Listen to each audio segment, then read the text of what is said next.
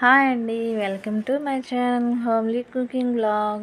ఈరోజు మినీ బ్లాగ్లో పెసరట్టు తయారీ విధానం చూద్దామండి. పెసల్లో ఎన్నో పోషక విలువలు ఉంటాయండి. ఈరోజు పెసరట్టు తయారీ విధానం చూద్దామండి. ముందుగా పెసలు బియ్యం ముందు రోజు నైట్ నానబెట్టుకోవాలండి. తర్వాత రోజు మార్నింగ్ వాటిని రెండింటిని కలిపి బియ్యము పెసలు రెండు కలిపి మిక్సీ జార్లో వేసుకోవాలండి. దాంతోపాటు ఒక 5-6 పచ్చిమిర్చి కూడా వేసుకోవాలండి. పచ్చిమిర్చి వేసాక అల్లం పేస్ట్ కూడా వేసుకోవాలండి.